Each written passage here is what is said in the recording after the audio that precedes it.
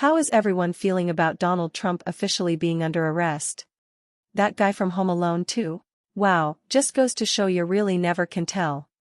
I bet the lobby wasn't even down the hall to the left. I know you're kidding. But it's annoying to me because that's actually not where the lobby is in the plaza. Dunno why they couldn't just say to the right instead, which would be accurate, especially when Kevin even turns right in the movie. Source: I like Home Alone a bit too much. He probably was supposed to say it the right way. But he screwed it up, and we all know how great Trump is at admitting he's wrong. I'm the best at giving directions. You probably have never seen someone so tremendous at directions like me. Great directions. I gave the best directions ever. And it's on film. Home Alone 2. Great film. Great film. The best maybe? I don't know. I don't know. People have come up to me and said it's better than The Godfather. The Godfather? I don't know. Maybe.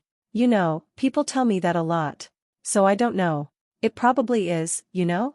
It probably is. Filming Home Alone 2, it was unbelievable. Tremendous. John Hughes came up to me and he was crying, and he said, "Donald, I just don't think we can do this movie without you." He was crying. He was. It was so sad. So sad. He was crying and he begged me to save him. Save Home Alone 2. Could I? I don't know. I'm not a movie star, so I don't know. Maybe. I might. You know? I guess I'll have to just try. And it was just amazing. I said to John, John, I'll do it. I'll be in your Home Alone 2. That's what I said. But then I said, I'm not using those lousy directions they gave me in the script. I'm not doing it. I know the plaza. Great hotel. Great. And I know for a fact the lobby is down the hall and to the left. John was just blown away. Amazing.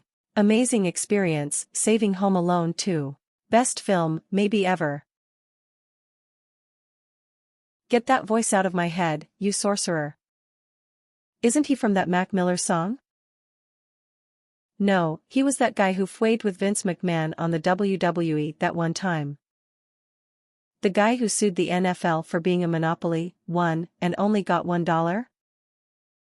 That guy who raped that 13-year-old girl named Katie Johnson and then sent her family death threats forcing them to go into hiding. Source 1, Source 2, Source 3, Source 4, Source 5. Oh snap. I remember that. And he was also making comments about Lindsay Lohan when she was like 14, talking about how she probably has freckles on her tits and how he likes troubled young girls. That shit was recorded and leaked. Fucking sicko. And yet nobody remembers, including me, until now. Media digs up so much shit on politicians from long ago, yet this sort of thing is never mentioned about this human garbage. I've been hurt before. Oh come on baby, we live in a country where rule of law matters and actions have consequences. Never again am I trusting my heart to Lady Justice. Lady Justice signed an NDA. Great.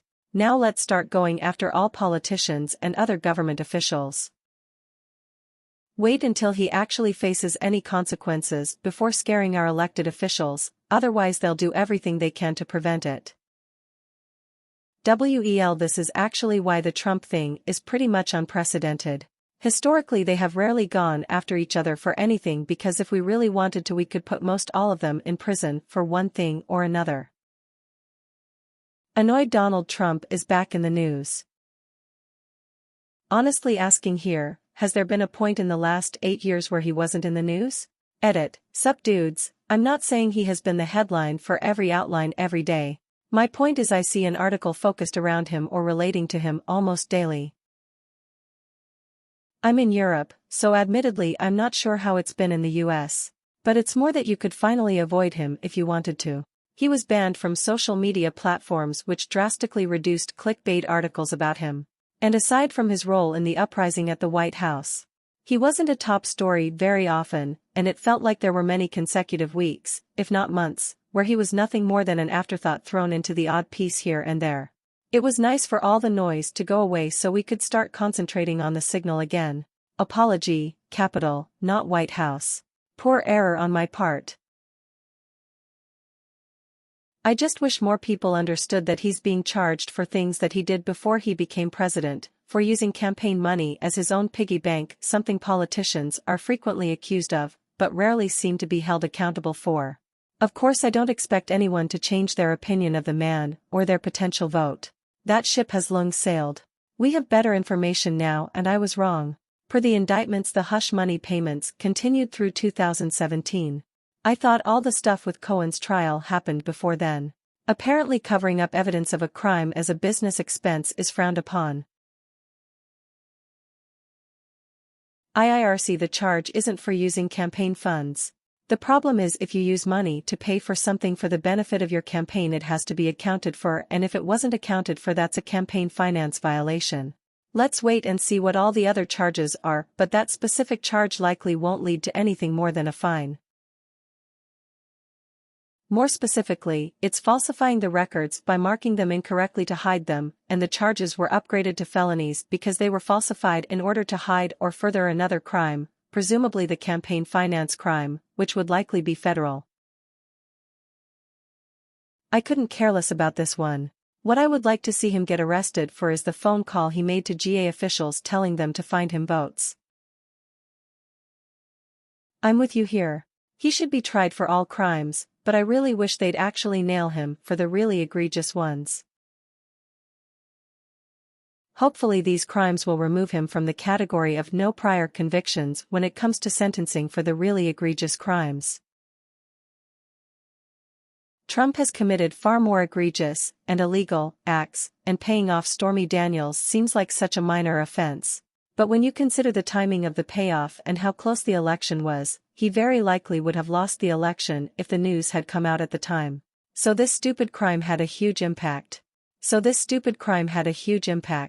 I really hope this is just the first round of indictments. I'd love to see him serve some serious jail time for the GA phone call, as well as his incitement of the January 6th insurrection. The man is utter garbage, and his supporters are fools. It seems that the current main talking point in conservative media is if they are allowed to go after him, they're going to come after you next. Was I allowed to commit crimes freely before today? I sure hope they come after anyone breaking the law just the same. I fully expect to be held accountable for my actions. What I like is the counter-argument about Hunter Biden whatevers. Like bruh, if he also is breaking the law, arrest him too IDGAF. None of us have a cult-like relation to any politician the way these Trump supporters do. This opens the door for any former president to be prosecuted. Oh, nice. Promise? This opens the door for any former president to be prosecuted. Okay then, that was always allowed. Great, if there's enough evidence of them committing crimes, they should be prosecuted. Maybe it will send a message to future presidents to, not commit crimes? Amazing how people say this like it's a bad thing. It's the whole point of your fucking country that everyone is equal under the law, everyone.